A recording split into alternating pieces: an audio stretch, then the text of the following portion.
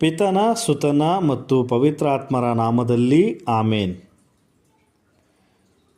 ಕರುಣೆಯ ಕೊನೆಯ ಗಳಿಗೆ ಭಾಗ 2 ಸಂದೇಶ 14. ತಿಂಗಳ ಮೊದಲ ಶನಿವಾರ ಸ್ವರ್ಗದಲ್ಲಿ ಒಂದು ಸಂಭ್ರಮಾಚರಣೆ ಇರುತ್ತದೆ. ನನ್ನ ತಾಯಿ ಮತ್ತು ನಾನು ನನ್ನನ್ನು ಭೇಟಿ ಮಾಡಲು ಬರುವ ಎಲ್ಲರ ಮೇಲೆ, ವಿಶೇಷವಾಗಿ ನನ್ನ 5 ಮೊದಲ ಶನಿವಾರಗಳಿಗೆ ಮೀಸಲಾಗಿರುವ ನನ್ನ ಪುಟ್ಟ ಮಕ್ಕಳ ಮೇಲೆ ಹೇರಳವಾದ ಆಶೀರ್ವಾದಗಳನ್ನು ಸುರಿಸುತ್ತೇವೆ.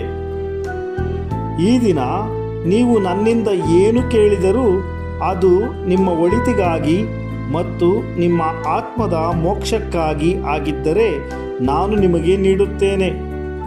ನನ್ನ ಪುಟ್ಟ ಮಕ್ಕಳು ನನಗೆ ನಿರ್ದೇಶಿಸಿದ ಪ್ರಾರ್ಥನೆಗಳನ್ನು ನಾನು ಎಂದಿಗೂ ನಿರ್ಲಕ್ಷಿಸುವುದಿಲ್ಲ.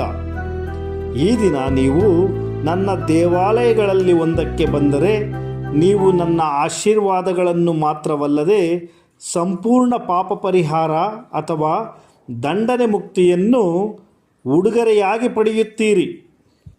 ಈ ಮಹಾನ್ ಉಡುಗೊರೆಯನ್ನು ಸ್ವೀಕರಿಸಲು ನೀವು ನನ್ನ ದೇವಾಲಯಗಳಲ್ಲಿ ಒಂದಕ್ಕೆ ಬರಬೇಕು, ಪವಿತ್ರ ಬಲಿಪೂಜೆಯಲ್ಲಿ ಭಾಗವಹಿಸಬೇಕು, ಪವಿತ್ರ ಪರಮಪ್ರಸಾದವನ್ನು ಸ್ವೀಕರಿಸಬೇಕು ಮತ್ತು ನನ್ನ ಜಪಸರ ಮಾಲೆಯನ್ನು ಪಠಿಸಬೇಕು.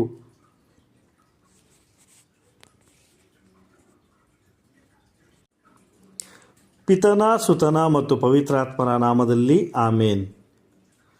ಕರುಣೆಯ ಕೊನೆಯ ಗಳಿಗೆ ಭಾಗ 2 ಸಂದೇಶ 15. ಮಾತೆ ಮೇರಿಯ ರಕ್ಷಣೆ. ತಿಂಗಳ ಮೊದಲ 5 ಶನಿವಾರಗಳ ನನ್ನ ಎಲ್ಲ ನಿಷ್ಠಾವಂತ ಪುಟ್ಟ ಮಕ್ಕಳು ನನ್ನ ರಕ್ಷಣೆಯನ್ನು ಅವಲಂಬಿಸಿರುತ್ತಾರೆ.